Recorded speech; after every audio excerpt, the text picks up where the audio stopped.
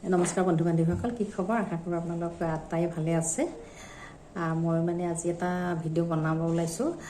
Actually কি হয়, এই ভিডিঅ'টো মানে আমাৰ মানে কেদাৰনাথ যাত্ৰাৰ আৰু কেদাৰনাথ যাত্ৰা মানে মোৰ দুটা মানে ভয়ানক এক্সপিৰিয়েঞ্চ মানে কি আৰু শিহৰণকাৰী মানে আৰু সেই দুটা আপোনালোকৰ লগত শ্বেয়াৰ কৰিম বুলি ভাবিলোঁ। বহুত দিনৰ পৰা বনাওঁকৈ আছিলোঁ, কিন্তু তাৰ পৰা অহাৰ পিছত আকৌ পূজা আহিলে, পূজাত বেলেগ ভিডিঅ' বনালোঁ।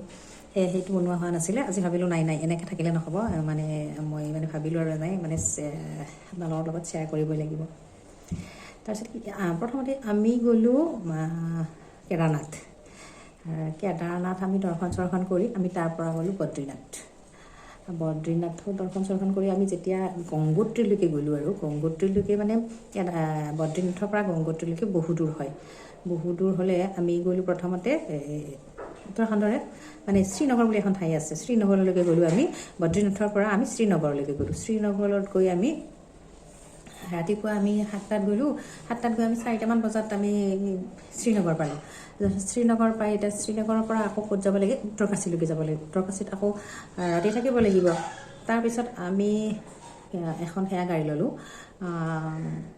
ট্ৰেকাৰ টাইপৰ এখন গাড়ী ল'লোঁ। তাৰপিছত 4:30মানত বোধহয় আমি যাত্ৰা আৰম্ভ কৰিলোঁ আৰু যিহেতু তাৰ পৰা উত্তৰকাশীলৈ 142 কিলোমিটাৰ, কিন্তু পাহাৰীয়া ঠাই যিহেতু মানে অকোৱা পকোৱা হোৱাৰ কাৰণে মানে অলপ টাইম বেছি লয়।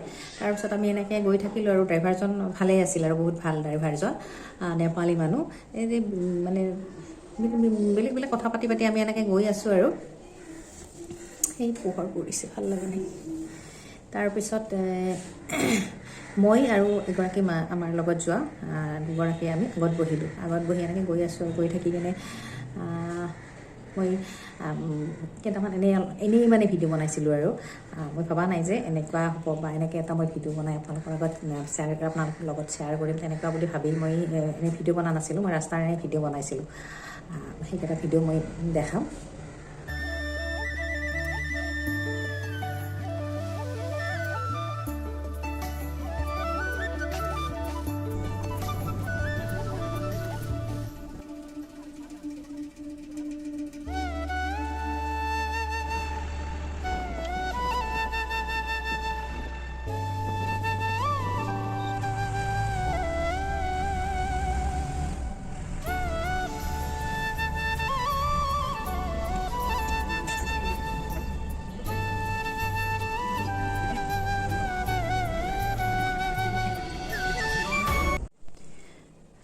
এইটো মই দেখাই দিলোঁ ন, ৰাস্তাবোৰ কেনেকুৱা অকোৱা পকোৱা আৰু ৰাস্তাবোৰ সৰু আছিলে। এনেই বদ্ৰীনাথলৈকে যোৱা ৰাস্তাটো নেশ্যনেল হাইৱে হয় 7। কেদাৰনাথত যোৱাও ৰাস্তা ইমান ঠেক নহয় আৰু, কিন্তু ইয়াৰ ৰাস্তাটো মানে ঠেক আছিলে। তাৰপিছত কি হ'ল, মানে 25 কিলোমিটাৰ আছে আৰু তেতিয়া গৈ আছোঁ আৰু এনেকৈ 9টা বাজিছে। তাৰপিছত গাড়ীখন এনেকৈ গৈ আছে আৰু পকাই দি গৈ আছে। গৈ থাকোঁতেতো হঠাতে লাইটটো বন্ধ হৈ গ'ল, মানে হেডলাইটটো বন্ধ হৈ গ'ল। তাৰপিছত মই অলপ ভয় খালোঁ, লাইটটো বন্ধ হৈ গ'ল। আমি যিহেতু সমানত থাকোঁ, গতিকে পাহাৰত আমাৰ এনেও ভয় লাগে, তাতে আৰু আন্ধাৰ আৰু মানে কি হয়, ক'তো ঘৰ চৰ নাই, কোনো জনবসতি নায়েই, একদম নাই আৰু মানে গৈ থকাত। এই 25 কিলোমিটাৰ মানে উত্তৰকাশী পাবলৈ 25 কিলোমিটাৰ আছিলে। তাৰপিছত ড্ৰাইভাৰজনে আহি মই যিখিনিত বহিছোঁ বাওঁফালে, সেইখিনিতে তাৰমানে কি কৰিলে, তাতে কিবা সেই লাইটৰ তেওঁলোকৰ আৰু এইবিলাক আছেনে, তো চালে যে মানে কি হ'ল, ফিউজ গৈছে। তাৰপিছত আৰু কিবাকিবি কৰি কিনে ড্ৰাইভাৰজনে কি কৰিলে, জ্বলালে আৰু জ্বলি গৈ কেনে অলপ দূৰ গ'ল। যোৱাৰ পিছত হঠাতে আৰু মানে যেতিয়া মানে টাৰ্ণিং এটা পায় নহয়, টাৰ্ণিংটো পোৱাৰ লগে লগে মানে কি হয়, লাইটটো অফ হৈ যায়। মোৰ প্ৰথমতে ইমান ভয় খোৱা নাই আৰু হৈছে আৰু মানে যাব আৰু এনেকুৱা টাইপৰ আৰু।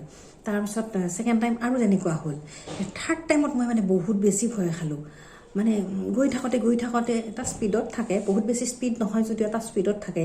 তাৰপিছত যেতিয়া হঠাতে লাইটটো অফ হৈ যায়, ইমান ৰাতি আন্ধাৰ, ক'তো এটা লাইট নাই।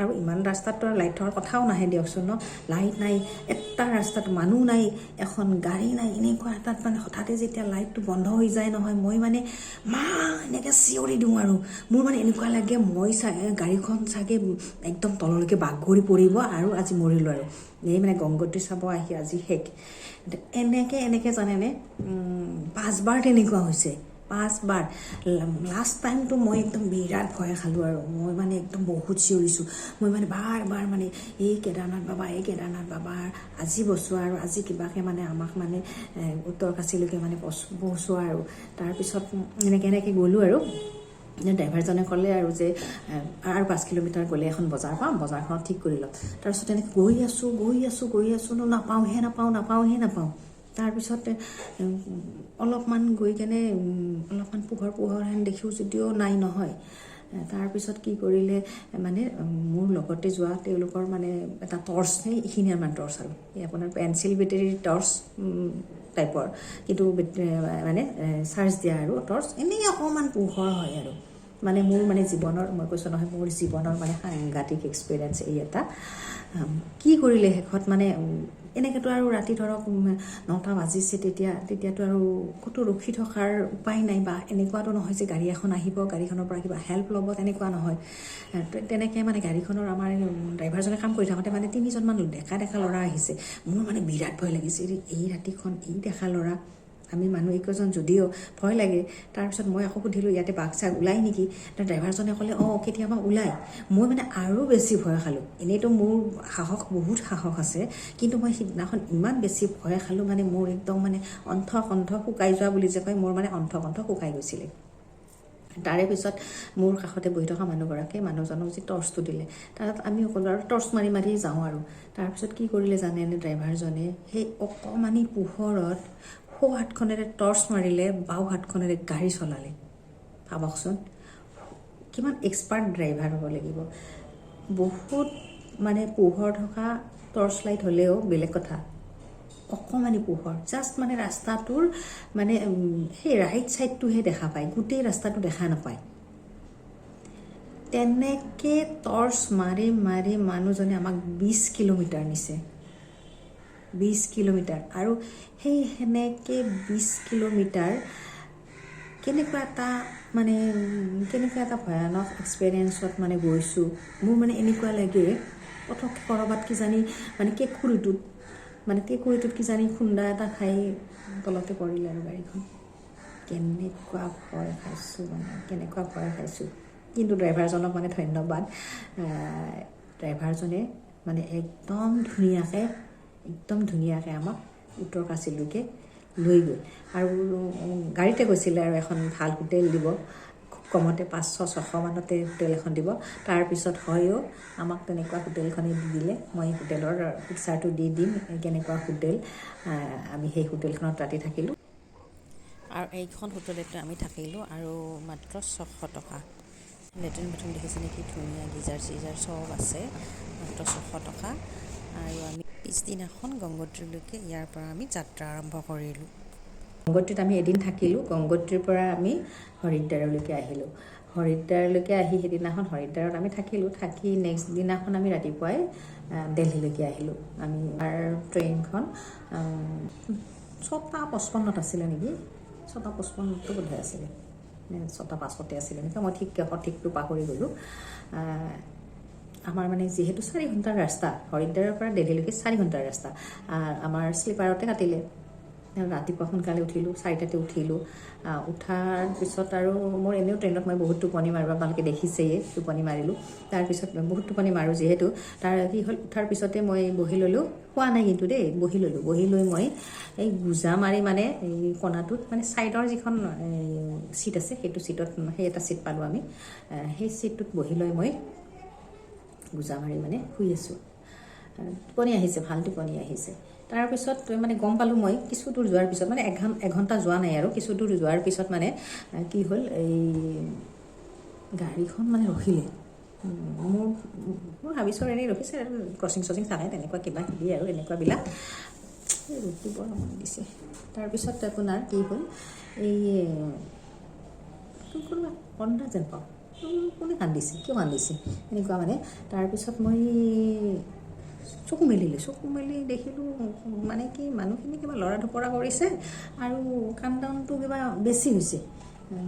লগালগ মই মানে জোতাযোৰ পিন্ধি মানে যাব গ'লোঁ আৰু মোক মানে যাব দিয়া নাই।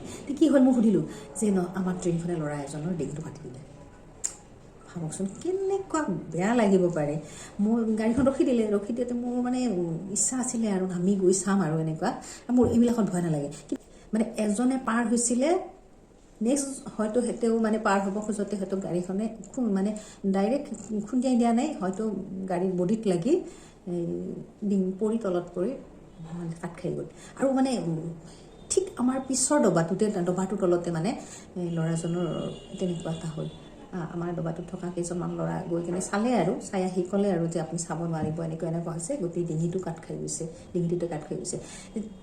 কেনেকুৱা এটা মানে ভয়ানক এক্সপিৰিয়েঞ্চ ভাবকচোন। আগে পিছে ধৰক শুনি থাকোঁ যে এনেকুৱা হৈছে, কিন্তু সিদিনাখন আমি অহা গাড়ীখনত মানে সেনেকুৱা ঘটনাটো ঘটিল। গাড়ীখন 10 মিনিটমান থাকিলে, গাড়ীখনেনো কি কৰিব, তাৰপিছত গাড়ীখন আহি গুচি আহিলে, আমি গুচি আহিলোঁ। সেই যিটো এটা শিহৰণকাৰী অভিজ্ঞতা, মানে একেলগে এই দুটা অভিজ্ঞতা মোৰ একদম সাংঘাতিক। সেইকাৰণে মই আপোনালোকৰ লগত শ্বেয়াৰ কৰিলোঁ। মোৰ আজিও মানে মনত পৰে, মোৰ আজিও চকুৰ আগত দৃশ্যটো ভাহি উঠে। যিজনে মানে ৰাস্তাটো পাৰ হৈ সেইফালে থিয় হৈ আছিলে, ক্ষীণমীন ল'ৰাজন, সৰু ল'ৰা, হয়তো 20-21 বছৰীয়া হ'ব। সি যে থিয় হৈ কান্দি আছে, গাড়ীখন পাৰ হৈ নহালৈকে একো কৰিবও নোৱাৰে, কাৰণ পিছত আৰু আছে, পাৰ হৈ আহিলেহে ল'ৰাজনক ধৰক কিবা এটা কৰিব পাৰিব। আমি গুচি আহিলোঁ, কি হ'ল কি নহ'ল আৰু আমি একো গম নাপালোঁ। মানে এইবাৰ কেদাৰনাথৰ মোৰ এইকেইটা এক্সপিৰিয়েঞ্চ আপোনালোকৰ লগত শ্বেয়াৰ কৰিলোঁ।